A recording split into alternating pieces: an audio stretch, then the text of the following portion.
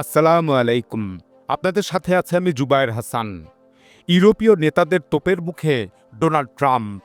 তাহলে ইউরোপ থেকেই কি আবার মহাবিশ্বযুদ্ধ? মার্কিন প্রেসিডেন্ট ডোনাল্ড ট্রাম্প গ্রিনল্যান্ড দখলে আরও মরিয়া হয়েছেন। তিনি ঘোষণা দিয়েছেন যে গ্রিনল্যান্ড দখলের বিরোধিতা করা ইউরোপীয় দেশগুলোর উপর ধাপে ধাপে নতুন শুল্ক আরোপ করবেন।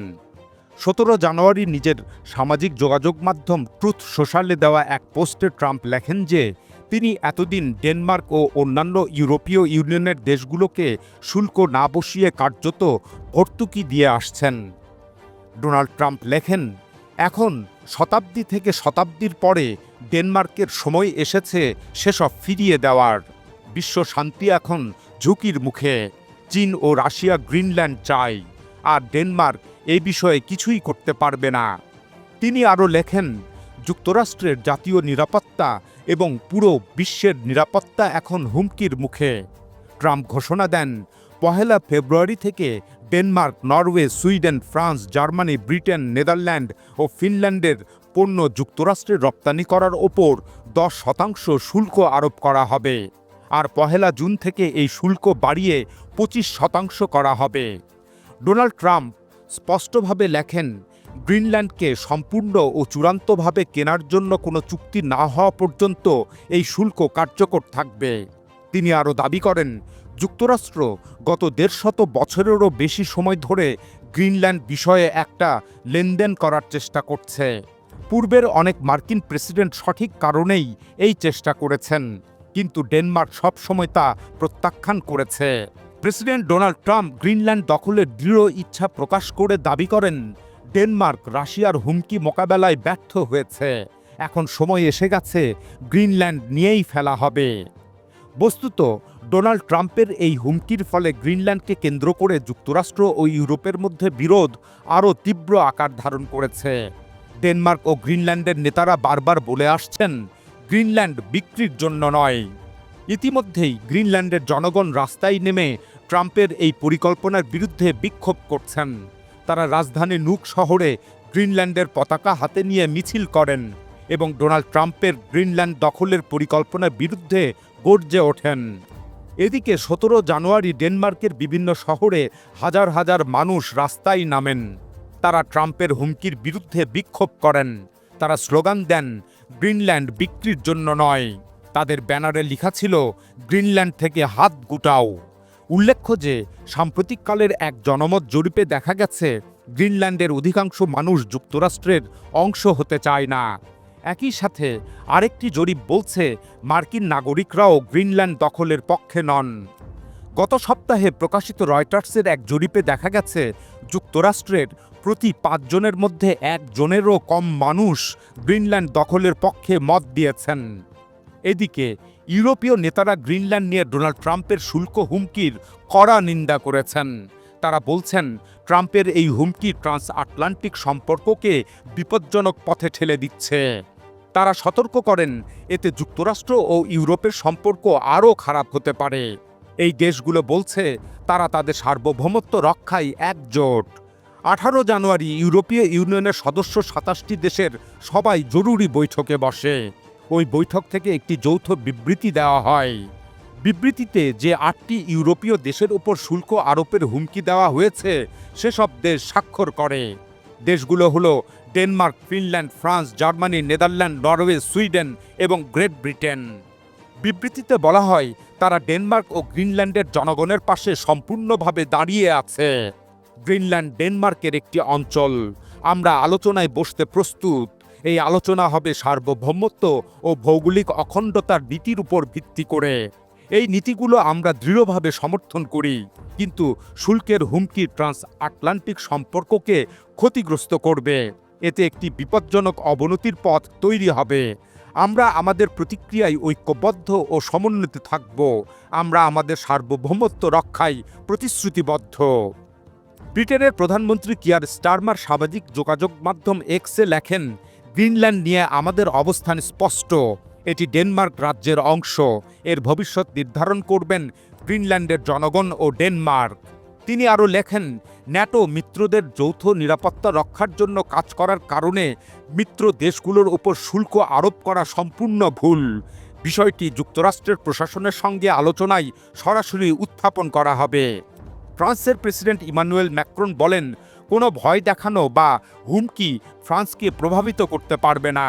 তিনি বলেন, ট্রাম্পের শুল্ক হুমকি গ্রহণযোগ্য নয়। এ ধরনের বিষয় এখানে মানানসই নয়। তিনি আরও বলেন, ইউরোপ একসাথে ও সমন্বিতভাবে প্রতিক্রিয়া জানাবে। ইউরোপীয় সার্বভৌমত্ব রক্ষা করা হবে। ইতালির প্রধানমন্ত্রী জর্জিয়া মেলোনি বলেন, ইউরোপের উপর গ্রিনল্যান্ড ইস্যুতে মার্কিন যুক্তরাষ্ট্রের শুল্ক আরোপ করা ভুল সিদ্ধান্ত। নেদারল্যান্ডের পররাষ্ট্রমন্ত্রী ডেভিড ভ্যান উইল বলেন, ট্রাম্প যা করছেন তা ব্ল্যাকমেইল।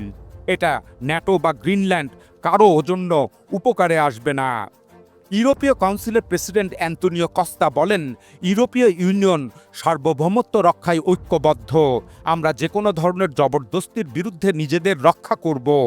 আগামীতে একটি বিশেষ বৈঠক অনুষ্ঠিত হওয়ার কথা রয়েছে। ইউরোপীয় কর্মকর্তারা সেখানে বিভিন্ন প্রতিক্রিয়া নিয়ে আলোচনা করবেন, যার মধ্যে থাকতে পারে যুক্তরাষ্ট্রের উপর পাল্টা শুল্ক আরোপ। ইউরোপীয় কমিশনের president Ursula von der Leyen বলেন, ডেনমার্ক ও গ্রিনল্যান্ডের জনগণের পাশে সম্পূর্ণ ঐক্যবদ্ধ। ইউরোপীয় মিত্র দেশগুলোর উপর মার্কিন শুল্ক আরোপ ট্রান্স আটলান্টিক সম্পর্ক দুর্বল করবে এবং বিপজ্জনক পরিস্থিতির সৃষ্টি করবে। ইউরোপীয় ইউনিয়নের পররাষ্ট্রনীতি বিষয়ক প্রধান কাজা ক্যালাস বলেন, চীন ও রাশিয়া এখন নিশ্চয়ই আনন্দ করছে। মিত্রদের মধ্যে বিভাজন হলে তারাই লাভবান হয়। এদিকে ডেনমার্কের প্রধানমন্ত্রী মেটে ফ্রেডরিকসন ইউরোপীয় দেশগুলোর সমর্থনের জন্য কৃতজ্ঞতা প্রকাশ করেন। তিনি বলেন, আমরা সহযোগিতা চাই, আমরা সংঘাত চাইছি না। ইউরোপ যুক্তরাষ্ট্রকে পরিষ্কার বার্তা দিয়েছে, ইউরোপকে ব্ল্যাকমেইল করা যাবে না।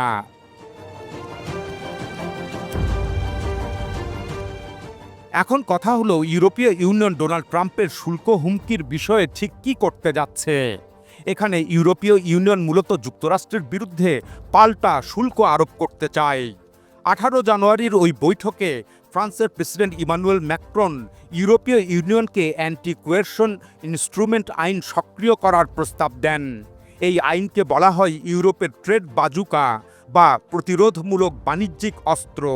এই আইনটি 2023 সালে গ্রহণ করা হয়েছিল মূলত চীনের মতো দেশের অর্থনৈতিক চাপ মোকাবেলার জন্য। এটি এখনও পর্যন্ত কখনোই ব্যবহার করা হয়নি।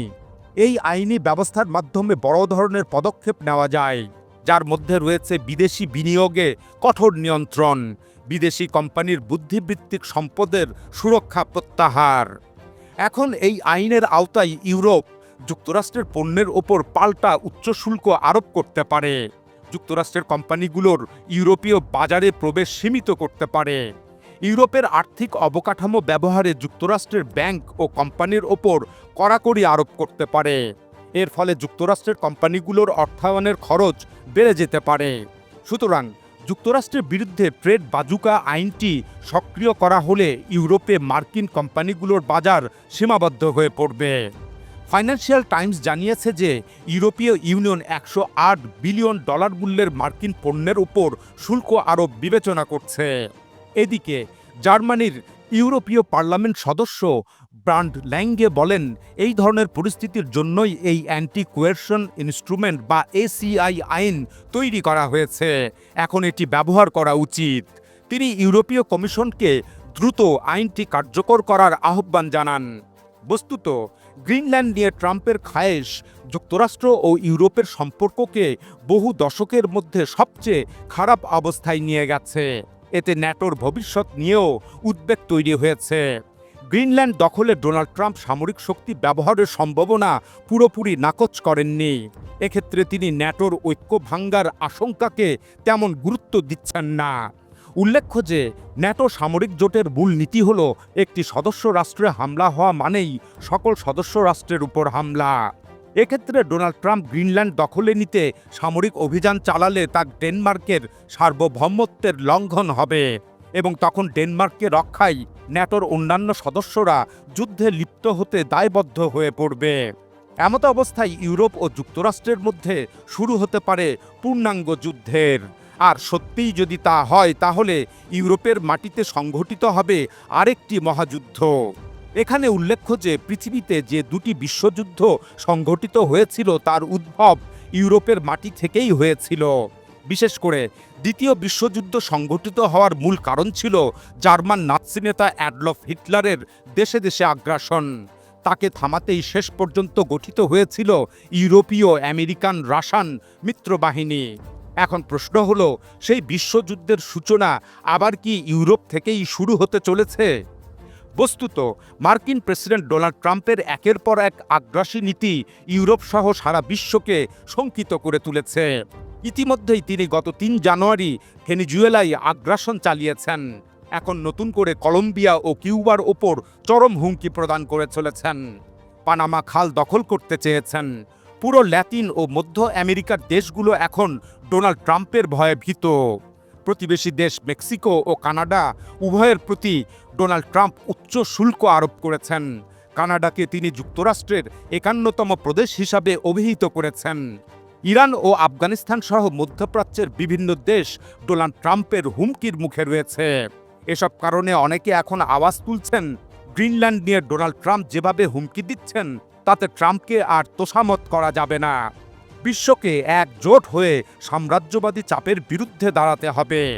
আন্তর্জাতিক নিয়মভিত্তিক ব্যবস্থা রক্ষা করতে হবে। এদিকে এসব উত্তাল পরিস্থিতির মধ্যেই জার্মানি ইউরোপের সবচেয়ে শক্তিশালী সেনাবাহিনী গড়ার চেষ্টা শুরু করেছে। জার্মানি তার প্রতিরক্ষা খাতে বহু গুণ খরচ বৃদ্ধি করেছে। জার্মান সেনারা এখন নিয়মিতভাবে দুঃসাহসিক অভিযানে নামার প্রশিক্ষণ গ্রহণ করছে। এসব প্রশিক্ষণ কর্মসূচির লক্ষ্য হল দেশের প্রতিরক্ষা ও ন্যাটো অভিযানের জন্য প্রস্তুতি নেওয়া। এখন এ পর্যন্তই। আল্লাহ হাফেজ।